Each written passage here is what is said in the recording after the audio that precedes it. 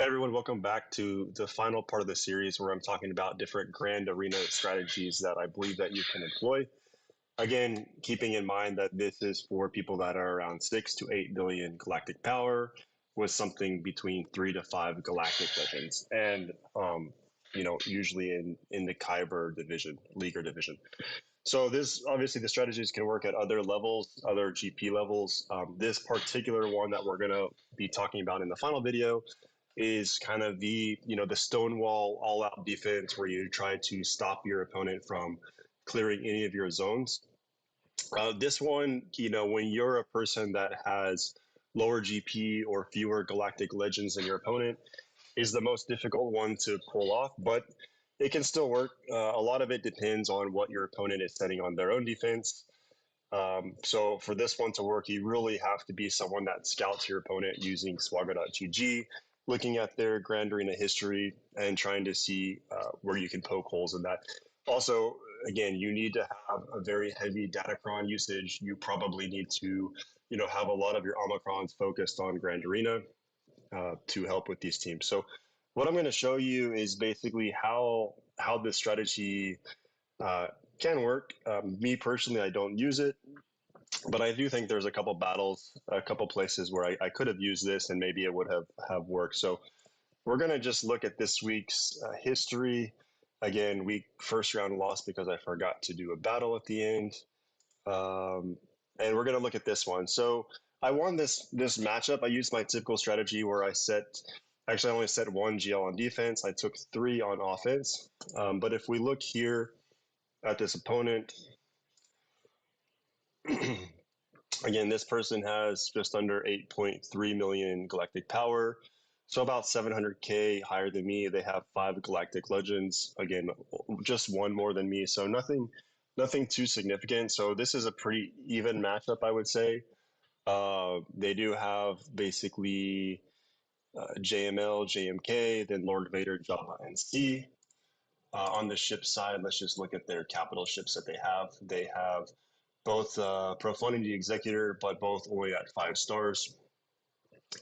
And yeah, that's where they stand. So this person has more GLs than me, a bit more roster size than me. So pretty even on paper. But let's just kind of look at what was the strategy that they employed, and maybe how it could have, worked a little better. So again, I did my typical strategy where I set one GL, I set Malgus here, I set some other top teams.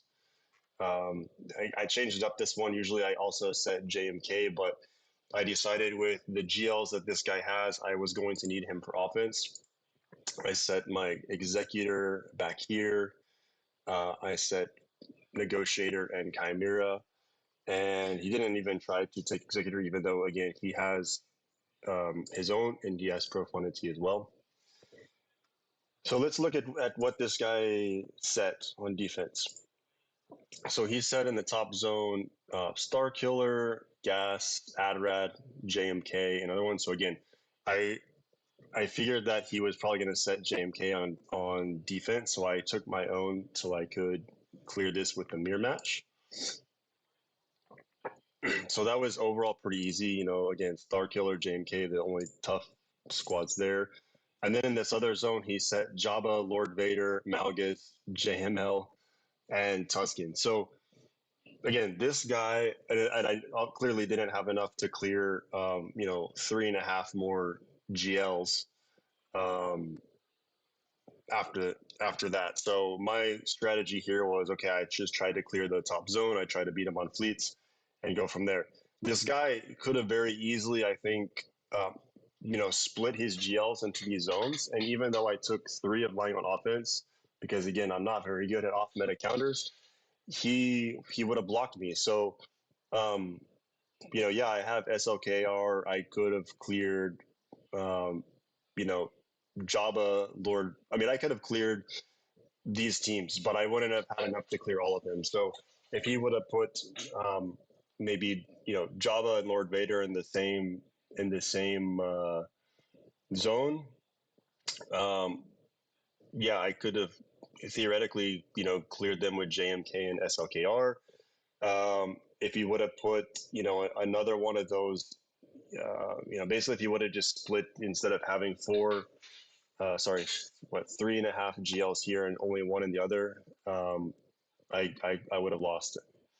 So that's a way to do it. He was counting, I guess, on his fleets to hold. So he set Executor, Negotiator, and Malevolence there. Again, that's not going to hold in Kyber 3 these days. You're not going to get holds with that. I mean, especially a 5-star Executor. Pretty easy counter. Again, this lineup fine is good. It kind of, it stops a bit the Malevolence one, or at least makes it more difficult. But Malevolence on defense is not the best. It's something you should take on offense. So I think if he would have taken probably that, he could have cleared my back zone. But again, because the guy set a big defense, um, he wasn't going to be able to clear what I had. So doing this big defense in one zone, you really have to be confident that you can clear at least 2 zones and get high banners to make it work. And obviously he failed on that with essentially only Executor blocking him. So the strategy can work, but you have to do it right. Either, again, load up defense here, be confident in your fleets, or load up defense and be super efficient on your banners. Or again, maybe look at the other team, do some scouting, see what GLs they can legitimately counter based on the Grand Arena history, and split your GLs between the zones. So it can work, but this person didn't really employ it to make it work. Then just my last opponent.